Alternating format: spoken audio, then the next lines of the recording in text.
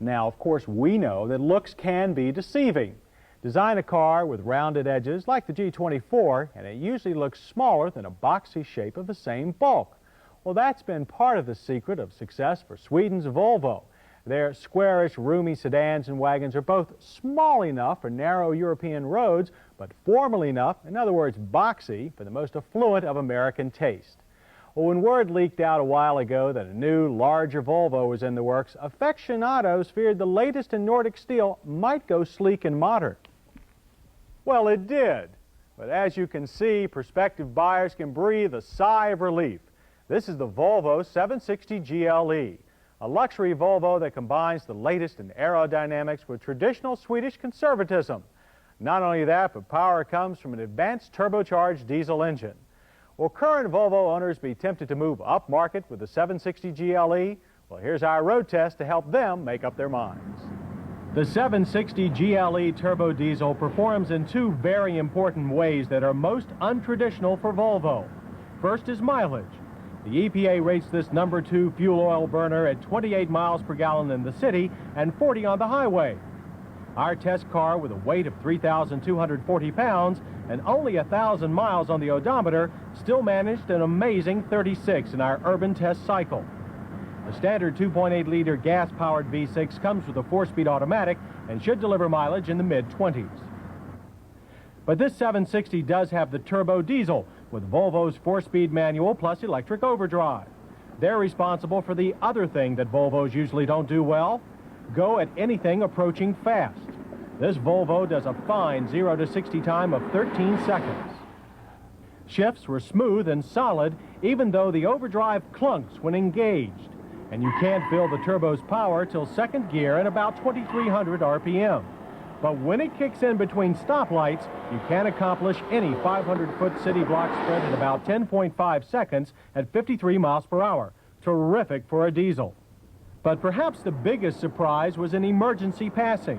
Where diesels usually strike fear into a driver's insurance premium, the turbo smoker propelled the big Swede from 40 to 55 miles per hour in an almost quick 5.2 seconds. But for the average 760 buyer, performance and high mileage might be unexpected bonuses. What would be demanded in any Volvo are sturdy construction, comfort, and above-average use of space. All are delivered smartly by the GLE. The hood opens wide for easy access to a truck-like battery and all the other normal maintenance items. The 103 horsepower 2.4-liter inline six-cylinder is a Volkswagen design with Bosch mechanical fuel injection. The clean installation continues down on the right with a very accessible turbo unit. Volvo and Saab seem to have a near monopoly on making such potentially expensive-to-repair devices a snap to service. Moving rearward, we come to 4 erect broad doors that open more than 80 degrees for smooth entry. Front seaters are greeted by traditional Volvo living room seats that are both plush and very supportive. Even with the optional leather, heat coils should keep them warm and supple in winter. Driving positions are numerous and lack only an adjustable steering wheel, and contact with the top of thighs was a problem.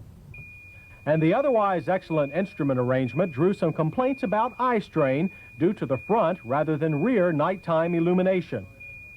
The view over the sloping front is unobstructed as the road comes up to meet the pilot, and 25% more glass than in other Volvo sedans also means airy views from all angles.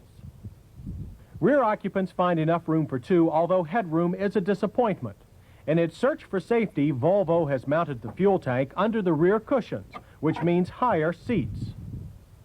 Yet storage for less animated objects abounds. The rear seat armrest contains a clever and very usable storage compartment.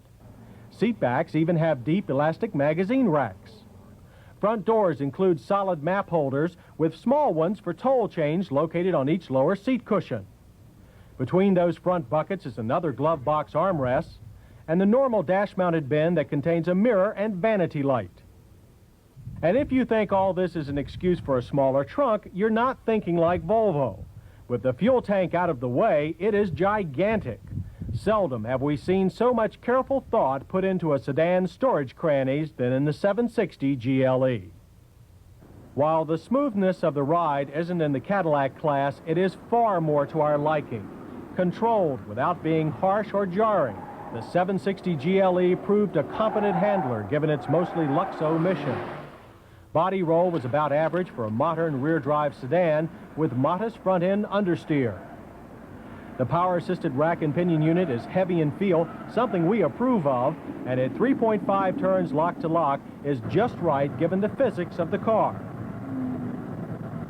The front McPherson struts and an elaborate constant track live axle rear suspension do a good job of maintaining car-to-road posture during an emergency lane change. When the back end whips around and the suspension catches up to steering inputs, it is still possible to overcorrect the car. The GLE's braking also produced a solid reaction.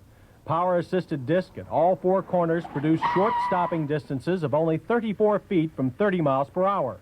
We did find them a bit touchy and easy to lock, a condition that resolved itself as the brakes wore in.